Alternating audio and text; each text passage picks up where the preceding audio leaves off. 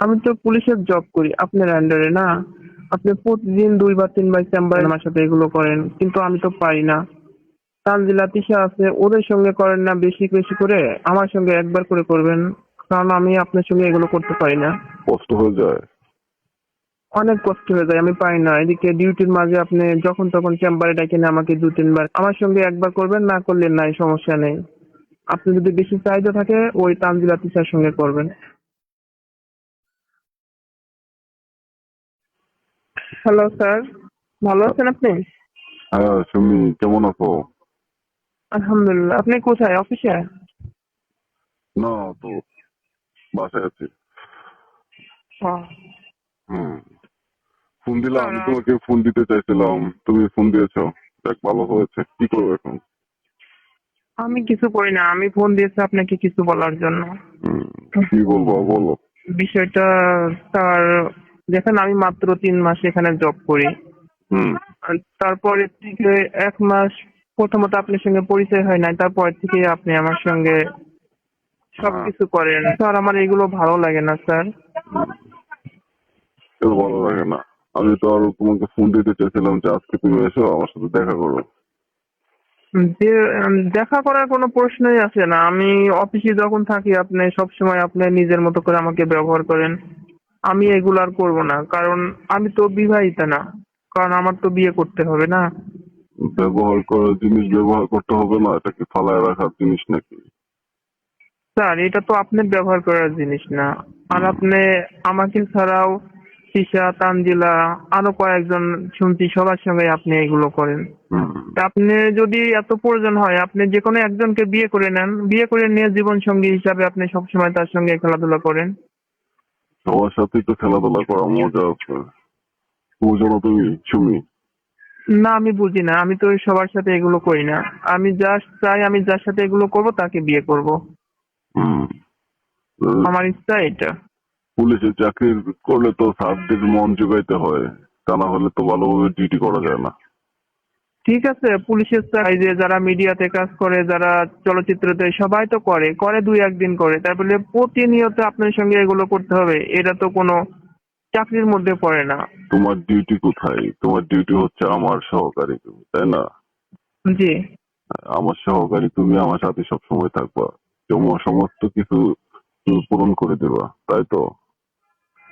পূরণ করে দেবো বলেন স্যার, এটা তো কোনো কথা হয় না। তুমি কি এসব বলার জন্য সকাল সকাল ফোন দিয়েছো? জি স্যার, আমি বলতে চাচ্ছি আমি আপনার সাথে আর এগুলো করব না। ওই যে তিশা, তানজিলা আছে, বললেন ওদের সঙ্গে করেন।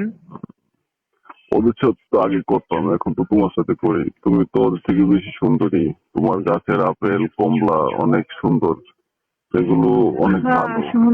সুন্দর থাকবে না, এটা একমাত্র আমার হাজবেন্ডের জন্য। তাহলে আপনি আমাকে বিয়ে করে ফেলেন, বিয়ে করে নেন। যদি সুন্দর হই আমি, এত আপনি তো সুন্দর একজনকে জীবন সঙ্গী করবেন, তাই না? আমাকে বিয়ে করেন।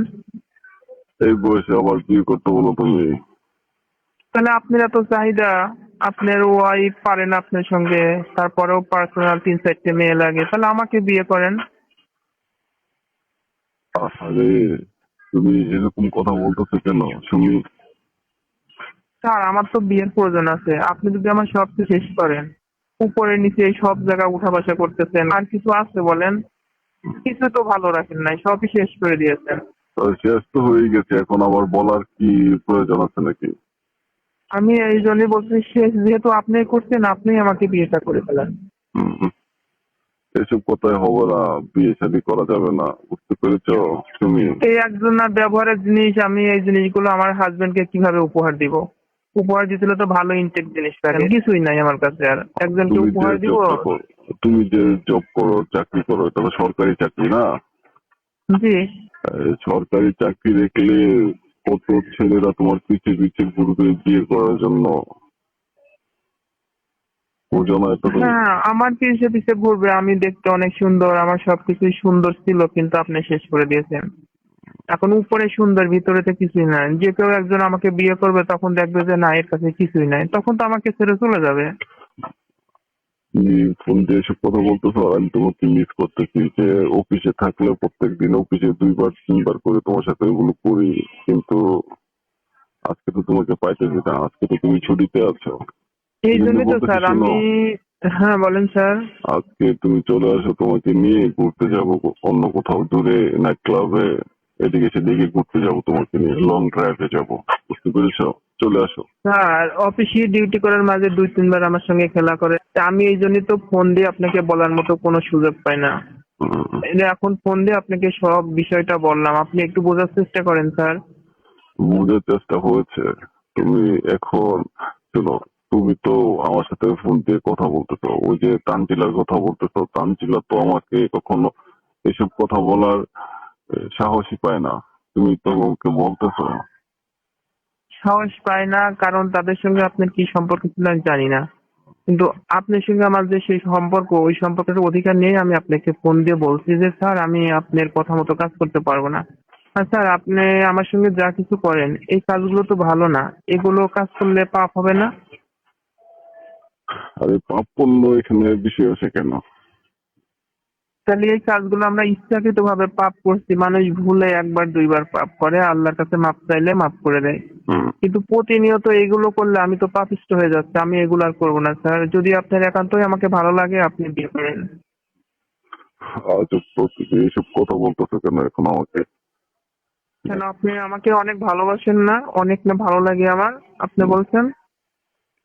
তোমাকে তো ভালোবাসি কাজের ক্ষেত্রে, তুমি আমার সহকারী, সেই জন্য।